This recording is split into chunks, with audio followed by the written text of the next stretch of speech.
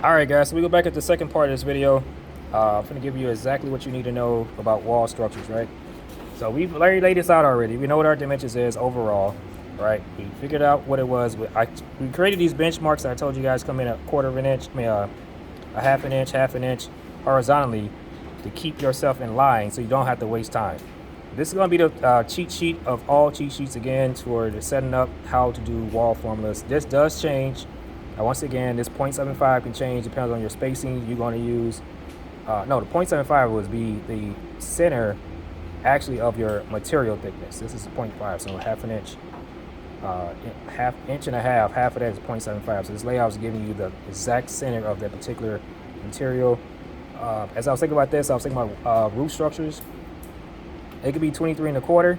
That cord on that roof is still a half an inch thick. So this is going to sit on your wall. It's still going to be 1.5 inches thick. So you're still going to be able to have 3/4 of an inch layouts. If you change this, instead of doing 15 1/4, you can go 23 1/4, and so on, so on, so on. So just kind of give you some idea what I'm saying. I'm always trying to give you extra, right? So that's 2 feet, right? So if you have 2 feet layout for your roof structure, so that's 4, and then you'll go another 2 feet, 6, and so on, right? Instead of going like X4 like we do, right? So go 24 and then X4, cheat it back 3/4 of an inch like we always talk about. So the 23 1/4 and your 4, your roof structure truss cord will literally sit on top of that bad boy center. That's what I keep talking about. That's what I'm trying to get established to you guys. So by cheating 3/4 of an inch, always, if your bottom material is 1.5 inches, and you cheat it back 3/4 of an inch your layout, so 47 1/4, you'll always sit center of the actual layout of your material. So that means when you put your drywall ceiling up, whatever like that, you can always know that you're going to be breaking on dead center of this right here. So it's like taking plywood, drywall at this point, and it'll break center like that, always, by just doing that simple layout. All right, just had to put it out there. All right, in this case, we're working on wall sections. We're not doing roofs. Just saying, this formula can work for that as well. All right. Now we know our wall is 10 foot wide. 10 foot long. So it's length times width times height. But in this case, we just worrying about how long it is. So it don't matter how wide it is, how tall it is. We just need to know about how long it is. That's all we worrying about. So we know how long it is, then we start plugging in our formula for walls, right? So this is again for those individuals that you don't have the floor joists running, like the floor joist is is running the same directions as your band board. This is a wall that does not have the scales running perpendicular. This is one running same direction, parallel to each other. And this is where you start plugging this formula in while the foreman's over there working on something else. You taking a measurement from here to here, and you're gonna start doing this, and they're gonna come over like, what the heck are you doing? You say, look, I just figured that we needed these many studs. You don't gotta really tell them how you got there. All right, it might be able, depends on the relationship with the person. You might want to do that, but again, you just know that this person, they know that you constantly thinking. They're gonna probably come to you all the time to give you more leadership positions because they know they have a person on the job site that's thinking outside of the box. All right. So in this case, I kind of started a little earlier thinking about this because what happened is when we drawing, we always going to work off centers, right? Everything we're going to do drawing section wise, we're going to work from a center. But in this case, since we put this formula box in, it knocks off our center. So to compensate this particular drawing, this one in particular, every other drawing we're going to do, we're going to work off centers. But in this particular one, we're going to have to alter our center just to get this wall section in here. All right, so the measurement from the end to over here, your scale is 1/2 inch equals 1 foot.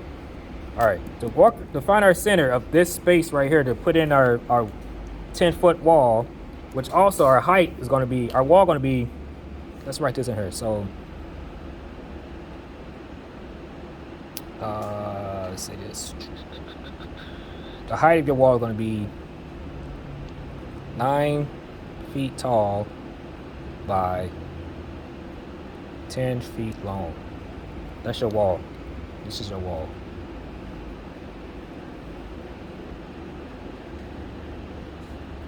That's your wall section. Let's put that in there now. I didn't put that originally, but this is how tall your wall going to be. So let's actually start over at 9. This real quick.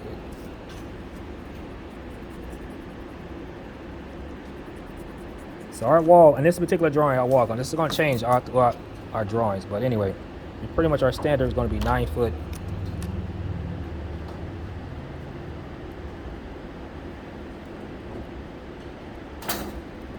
So 9 foot tall by 10 feet long equals wall section. All right, that's it right there. This is your note box. This is what your notes come in at. We're gonna put more stuff in here, don't worry. We're gonna have more stuff.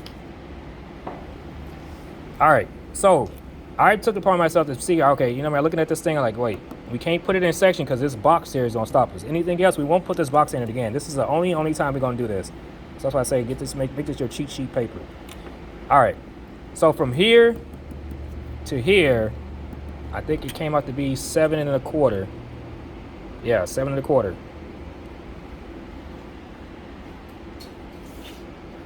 7 1/4. Let me zoom out of the way. 7 1/4 came from here to here. 7 1/4. Well, you can do two things. You can fold the paper, you know, try to find something and work off that way. But in this case, we cannot do that. So you need to go ahead and find 7 1/4. And I found the easier way to break it down to you if you're having a hard time still trying to figure out how to break down fractions quicker, you just know you're dividing it by 2 because we're trying to find the center of it, right? So let me zoom in right quick and show you guys a quick formula I use, but you can change it however you want to. All right, so if my measurement just kind of goes up, my measurement saying, I say right now I need 7 1/4 to find center of my paper. So I'm gonna put down 7 1/4 is a number I need. 7 1/4. Now you may ask yourself, what's the fastest way? You might notice you do this any way you do it, how you want to do it. This is a quick technique you can use if you say having a hard time breaking down fractions, right? So 7 1/4 is what I need. I'm going to divide 7 1/4 by 2. All right, I'm going to divide this by 2. So, but instead of trying to do all the math right in my head, I'm just going to do what I know already. So I'm going to actually break this thing down. So this 7 is going to come over here, and this 1/4 inch is going to come over here.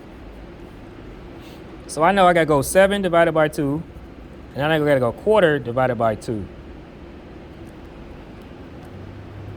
This is a good simple way of how to like help yourself sometimes. And you're not in a rush, so you know you got time to do this, but you might find a faster ways of doing this. Right, so I got 7 divided by 2, 1/4 inch divided by 2, but I got to put my plus sign in the middle, knowing what I got to do. I'm going to add these two together to get my actual number I need to find half of this actual measurement. All right, so we know 7 divided by 2 is 3 1/2. So that means this 7 is going to split up 2 things. This way is going to be 3 1/2, and it's going to be 3 1/2.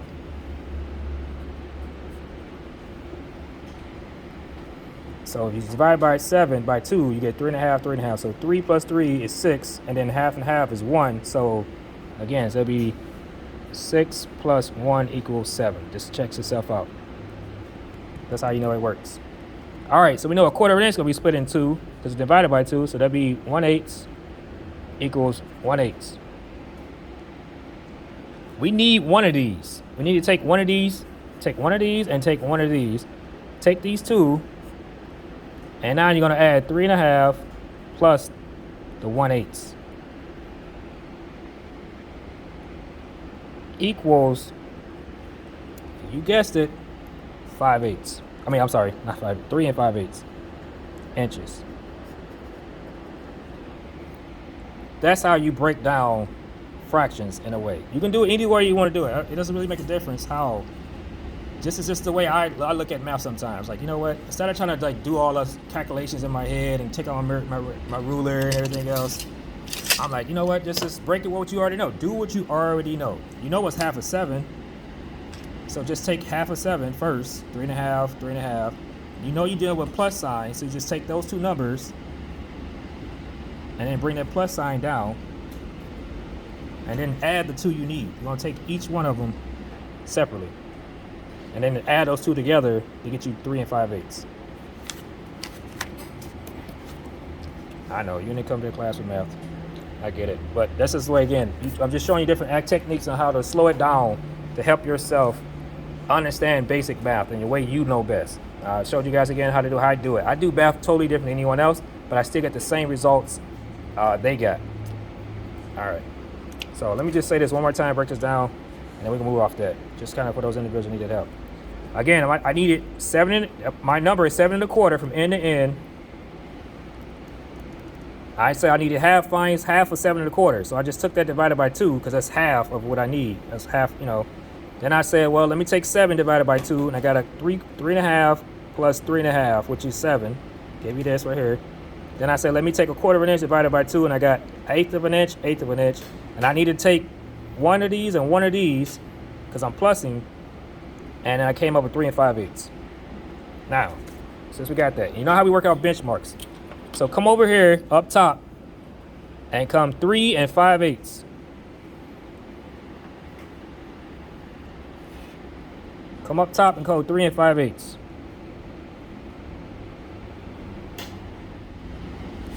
Trying to stay in the camera, but so that's 3 5/8.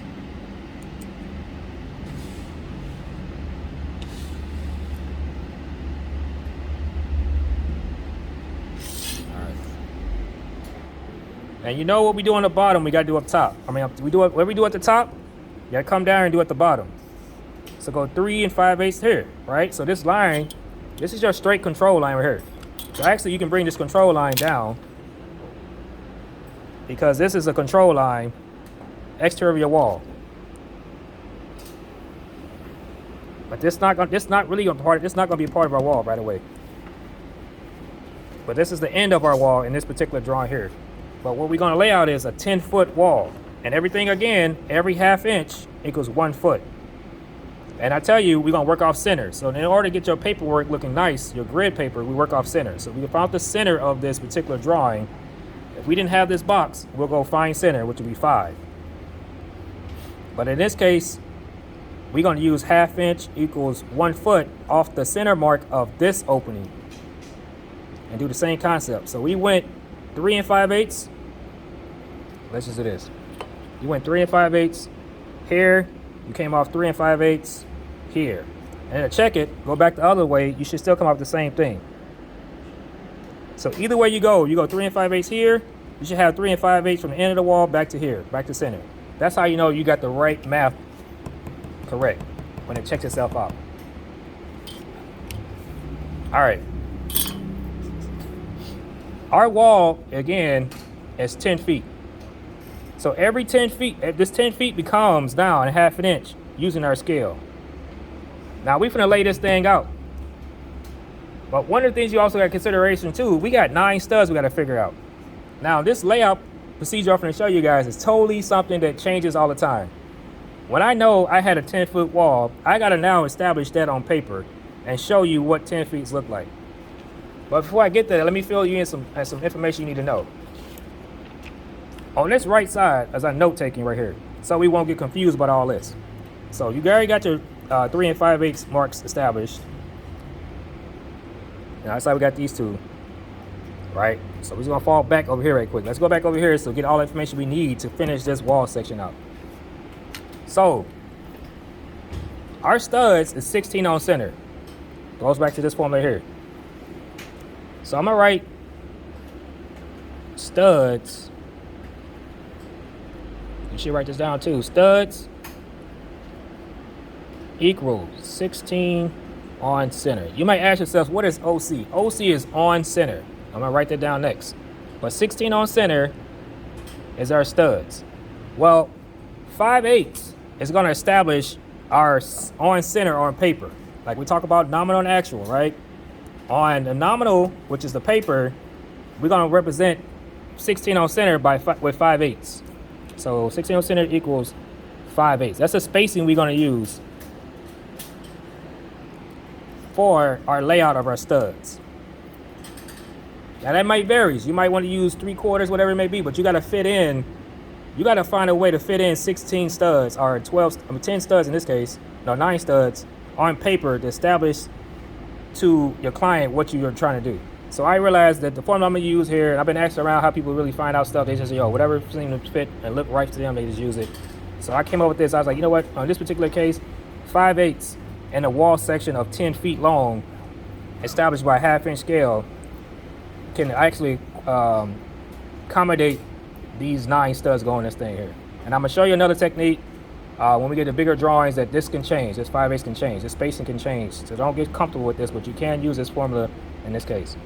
All right. So that's 5/8 OC.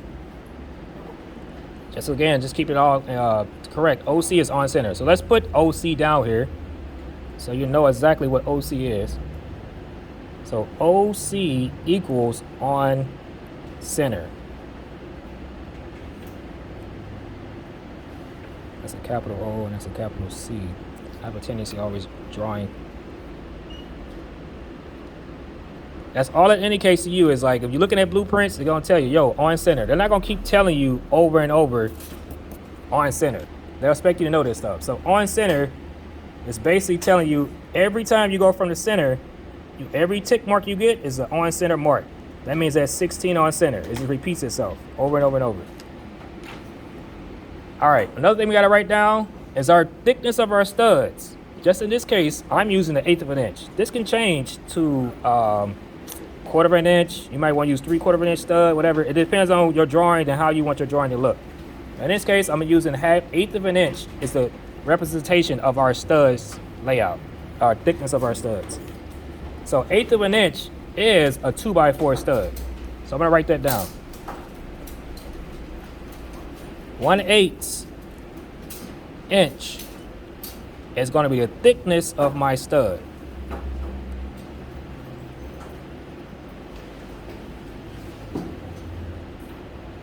Of a 2x4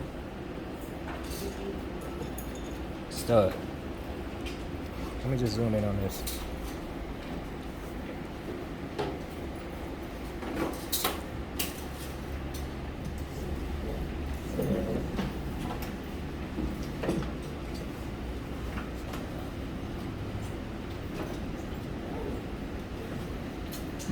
Again, an 1/8 of an inch will represent the thickness of your studs.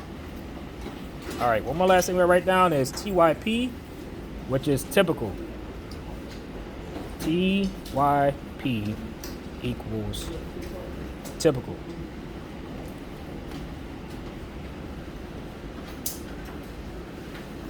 Typical is something that repeats itself over and over and over. They're not gonna keep telling you, yo, like I said, on center, they're gonna say typical. So they show typical, that means like, yo, this thing repeats itself.